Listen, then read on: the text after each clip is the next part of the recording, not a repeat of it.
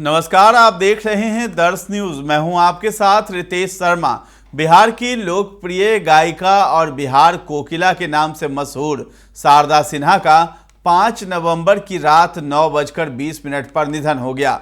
छठ महापर्व के नहाय खाए की संध्या पर आई इस खबर ने पूरे राज्य को गमगीन कर दिया है। शारदा सिन्हा का नाम छठ पूजा के साथ इतना गहराई से जुड़ा था कि उनके बिना ये पर्व अधूरा सा लगता था। दिल्ली एम्स से दिल्ली एयरपोर्ट के लिए शारदा सिन्हा का पार्थिव शरीर रवाना हो गया है। सुबह 9:40 की इंडिगो फ्लाइट से शव को पटना लाया जा रहा है। पटना में दोपहर 12 बजे के बाद अंतिम दर्शन के लिए पार्थिव शरीर रखा जाएगा। उसके बाद पटना में राजकीय सम्मान के साथ शारदा सिन्हा का अंतिम संस्कार होगा।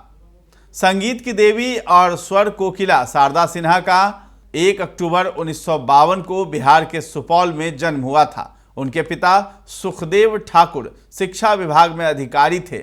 शारदा सिन्हा को बचपन से ही संगीत के प्रति काफ़ी रुचि रही है। संगीत के प्रति उनकी लगन देखकर पिता ने भारतीय नृत्य कला मंदिर केंद्र में प्रवेश दिला दिया था। हिंदी, मैथिली, भोजपुरी, बज्जिका भाषाओं में कई सदाबहार गीत गाने वाली इस लोक गायिका को भारत सरकार ने पद्मश्री और पद्म भूषण से सम्मानित किया है। आइए आज इस स्वर कोकिला के बारे में विस्तार से जानते हैं। संगीत के प्रति शारदा सिन्हा की लगन देखकर पिता ने भारतीय नृत्य कला केंद्र में प्रवेश दिला दिया था। संगीत सीखने के साथ उन्होंने स्नातक भी कर लिया। इसके बाद राजनीति शास्त्र के प्राध्यापक डॉक्टर बृजकिशोर सिन्हा के साथ उनकी शादी हो गई थी। उन्होंने कई इंटरव्यू में बताया है कि उनकी सासू माँ उनकी गायकी के खिलाफ थी। वो नहीं चाहती थी कि उनकी बहू कहीं पर गाने जाए। गांव की ठाकुरबाड़ी में भी वो उन्हें नहीं गाने देती थी। हालांकि कुछ वक्त बाद उनकी सास मान गई थी और वर्ष 1971 में उनके संगीतमय जीवन में बड़ा बदलाव आया। शारदा सिन्हा के संगीतमय जीवन में बड़ा बदलाव 1971 में आया। उन्होंने बताया है कि एचएमवी ने प्रतिभा खोज प्रतियोगिता आयोजित की। पति के साथ ऑडिशन देने लखनऊ गई, लेकिन वहां भी बाधा खड़ी थी। ट्रेन पहुंचने में देर तो हुई ही, ऑडिशन वाले जगह पर धक्का मुक्की भी काफी थी। ऑडिशन दिया, लेकिन एचएमवी के रिकॉर्डिंग मैनेजर जहीर अहमद ने किसी को सिलेक्ट नहीं किया। लेकिन पति ने पूरे विश्वास से जहीर अहमद से दोबारा टेस्ट लेने का आग्रह किया था। उन्होंने गाया यो दुलरुआ भैया। ये संयोग था कि इसी क्रम में एचएमवी के एक बड़े अधिकारी वहां पहुंचे। आवाज़ सुनते ही उन्होंने कहा कि इनके गाने रिकॉर्ड करिए। गाने रिकॉर्ड हुए तो फिर पीछे मुड़कर देखना नहीं पड़ा।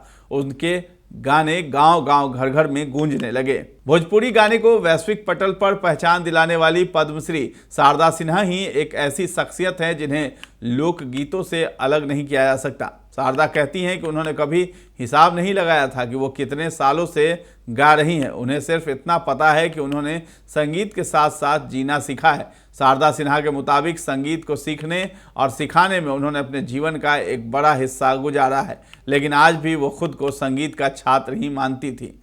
चाहे बात शादी की हो या महापर्व छठ की, इनके गीतों के बिना आयोजन अधूरा माना जाता है। इनकी आवाज़ ही माहौल बना देती है।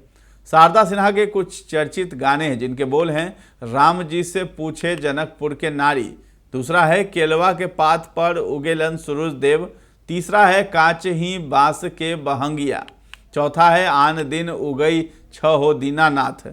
पांचवा कहे तो से सजना तोहरी सजनिया, ये फिल्म का गाना है। उसके बाद छठा है बाबुल जो तूने सिखाया जो तुमसे पाया, ये भी फिल्म का ही गाना है। और उसके बाद एक और फिल्म का गाना है तार बिजली से पतले हमारे पिया, और उसके बाद निर्मोहिया। तो सलमान खान की सुपरहिट फिल्म में गाने के लिए शारदा सिन्हा को महज 76 रुपये मिले थे। शारदा सिन्हा ने हिंदी में काफ़ी कम गाने गाए हैं। बॉलीवुड में उनके गाए सभी गानों को दर्शकों का खूब प्यार मिला है। हिंदी में गाए उनके सभी गाने सदाबहार हैं। बॉलीवुड सुपरस्टार सलमान खान और भाग्यश्री की चर्चित फिल्म मैंने प्यार किया में कहे तो से सजना तोहरी सजनिया आज भी दर्शकों का पसंदीदा गाना है।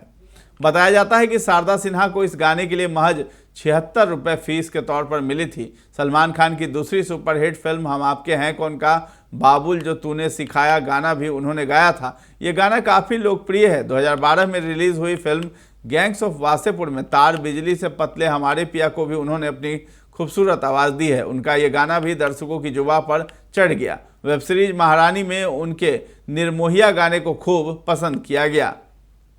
तो फिलहाल इस वक्त की यही खबर है और जो भी लेटेस्ट अपडेट्स आएंगे हम आप तक पहुंचाते रहेंगे, इसलिए ज़रूरी होगा कि आप हमारे चैनल पर बने रहें और अभी तक हमारे चैनल को आपने सब्सक्राइब नहीं किया है तो ज़रूर कर लें। धन्यवाद।